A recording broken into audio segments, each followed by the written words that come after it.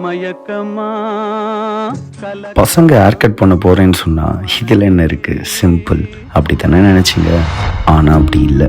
அந்த சீட்டில் உட்காரும்போது ஆரம்பித்த அந்த தாட்ஸ், இனி திரும்பி ஓடவே முடியாது, இல்லை இன்னும் கொஞ்சம் முடி வளர்க்கலாமா, இல்லை பேசாமல் இழிஞ்சு ஓடிடலாமா.